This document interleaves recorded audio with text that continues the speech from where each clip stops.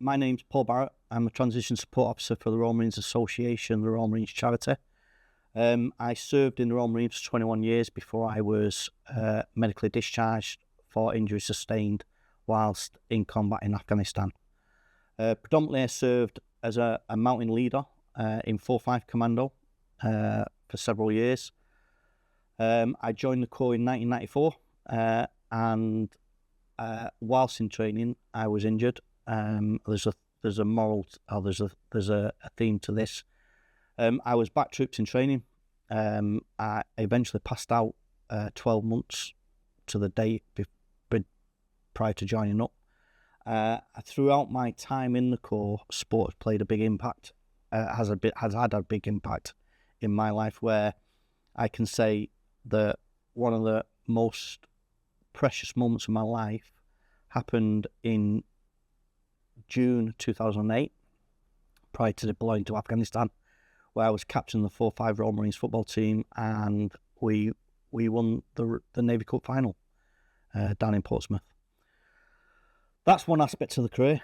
The professional aspect is that obviously we train hard in everyday aspects to prepare to defend our country, and I took that with a real grasp, as I wanted to prove to myself, but I suppose to others as well, that trying to undertake one of the toughest courses you can do, the mountain leader, of course, that I was capable. And I think this came from a desire from being knocked back many times as a young child. A, not being able to make it as a professional footballer. B, not being able to make it in an industry where physical aspects were, prominent to succeed. And then getting told that you couldn't do things. And that desire really, fed into my belief, I suppose, in a lot of ways, of attempting things that probably I shouldn't have attempted. But without that desire, then it wouldn't have set me up to where I am today. I served in, I passed out training in 95, went up to Camacho Group based in Arbroath, guarding the nuclear missiles. I did that for 2 years before being drafted down to 4-2 Commando, doing a tour of Northern Ireland, and then on the back of that, being drafted back up to 4-5 Commando, where I trained as a PTI.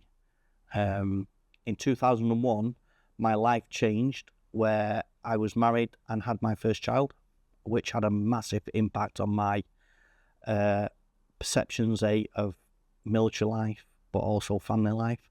And I made the decision to leave the Royal Marines off my own back to get a career to support my family. It was very clear after a couple of months that it was probably one of the toughest decisions that I made, and I made a mistake because I wasn't able to be happy, if I'm honest. I wasn't doing something that I really enjoyed. I wasn't pushing myself on a daily basis. And probably one of the lowest moments in my working career was when I when I was signing on to get the job seekers allowance. It was a tough time because I needed a little bit of support there. Within a matter of months, I rejoined the Royal Marines with an added vigour of determination, which would then lead me to push myself throughout my career. So what I'm saying really, I suppose, is sometimes it doesn't go to plan. Plan B, plan C might have to be adapted, but if the individual who's at the centre of anything isn't happy and has belief, then it affects so many people around, which it did. Obviously my family suffered and stuff like that, financially, but it taught me a lesson of that through failure, not getting it right, that's how we succeed and grow. And that really is the key to, I suppose, living. It doesn't always go the way that you want it to, but if we can adapt it to how it suits us, so we're happy, then at the centre of it we can then help other people to be happy. So I got injured in Afghanistan, Sangin Valley in 2nd December 2008. Like I say, life-changing injuries. I was initially flown back from Bastion, having had 2 emergency surgeries, and I was sent back home to die. I died on the plane home, resuscitated. They then rushed me from Birmingham Airport straight to the Birmingham Selly Oak Hospital, where they undertook 30 odd operations over a period of time. And really from day one, as the casualty evacuation kicks into place, your family are notified, everything else. So it was all around the core family, including the Royal Marines charity who helped out. At that moment, obviously, didn't know much about what was going on. But as I began to rehabilitate, recover and stuff like that, it was easy to identify that I wasn't going to be back in the Royal Marines anymore, which opened up a whole different understanding of finance, security, everything else like that for the future moving forward. Again, on hand, I used to have visits whilst down at Headley Court from Royal Marines, the charity, friends that I knew. It was a really big support mechanism, which was really key to my recovery, I suppose, in a lot of ways. But not only that, they were also supporting my family based in Scotland whilst I was down in London. So that whole family ethos is really key. I'll be honest, it put me in a really vulnerable position. So much so, there was times through that process in the early stages that I didn't think it was worth living. I really didn't. And I couldn't see past what was actually happening at the time. I couldn't see a future, I couldn't see hope, couldn't see anything. And then with that support, you gradually, day by day, understand, A, you're not fighting alone, but B, you've got people you can count on, trust, and there's some really difficult conversations that to be had. But I think that's where the friendship and the honesty and the truth comes from. It's really hard having to 1 minute be a fighting force and then the next minute being almost like a baby again, being dependent. And through the process of the support, and I don't mean just, I'm more really talking about the friendship support. It was to do with the initial support of, I'd call it a life-saving skill. Once that's happened and then you start to get a future, you start to see a future, I think the key part is again, reaching back into the core family and the core charity and understanding how they can help. And a big part of that is expectation. I'm learning more and more as I've gone through the process, but the people that help now, his expectation has to be right at the forefront of what is needed. You can't promise something that's not going to be delivered, because then the reputation of something, just falls apart. And that's one thing that everybody that works for a charity has, is this realistic expectation. So my expectations were, I'm probably never going to work again. I'm probably going to be on benefits for the rest of my life, not be able to support my family, not do things with children and stuff like that. This is how I was thinking at the time. Now, obviously, with that support and that understanding, that talking and that, intervention, I suppose, in a lot of different ways, not just by the professionals, but by the people that I knew as friends that in the core family,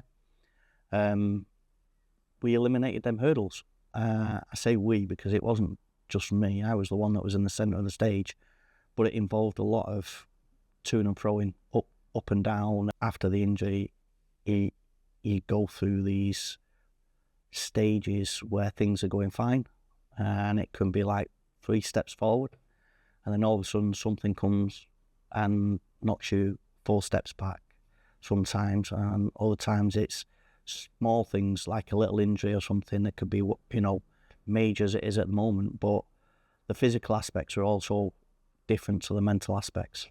So it's an all-inclusive and all-encompassing charity that we have, really, the core family and the Royal Marines charity.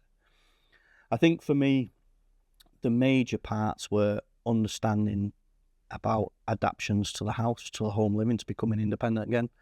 And the charity helped massively in that, including, supporting finances with building a lift in the house, adapting bathrooms and stuff like that.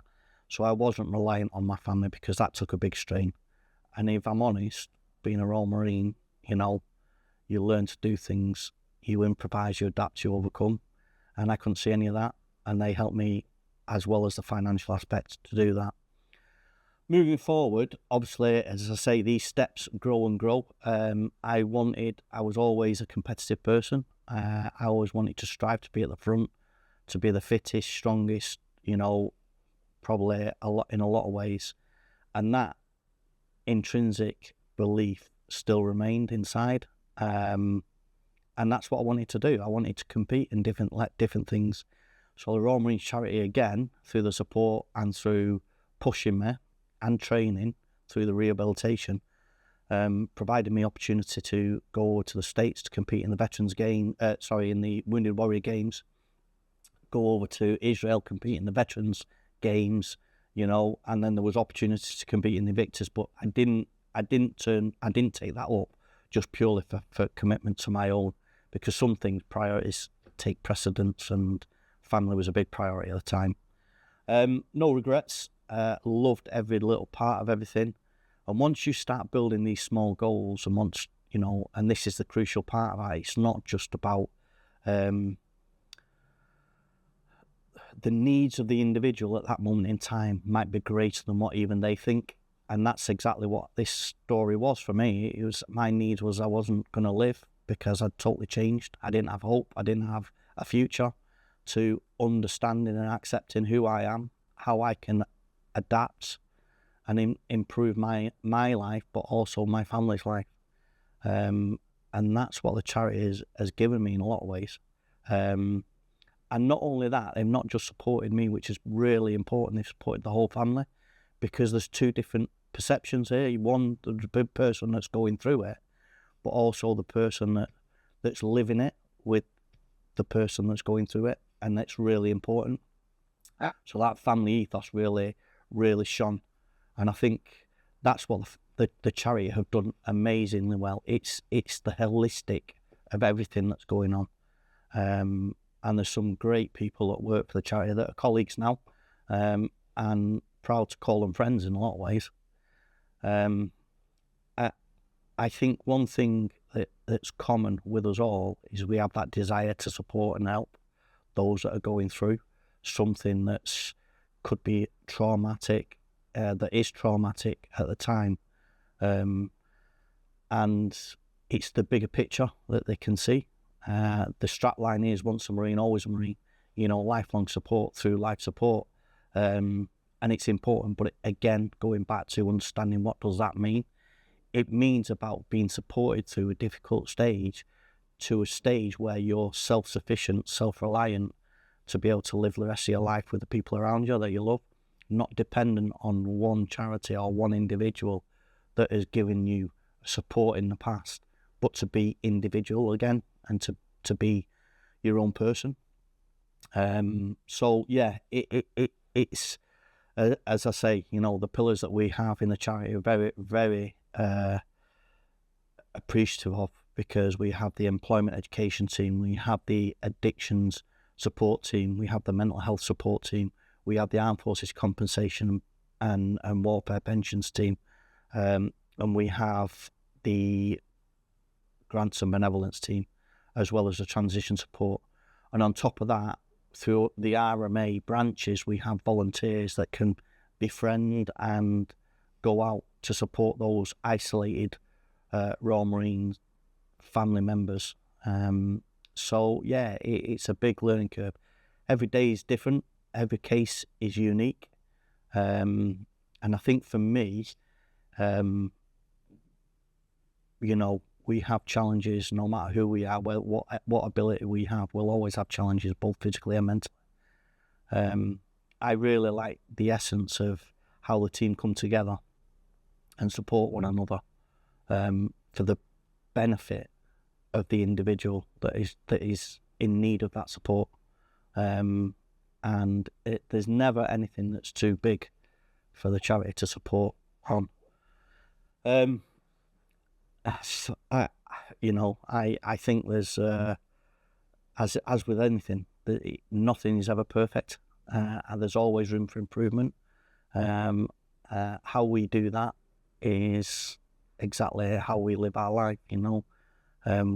Take a bit at a time, improve where we can, and reflect on where we haven't done so well, and learn from them mistakes. Because I certainly am one person that understands I've not got it right all the time, but I do know that reaching out in a lot of ways when it's the last thing you want to do can be a life-saving skill.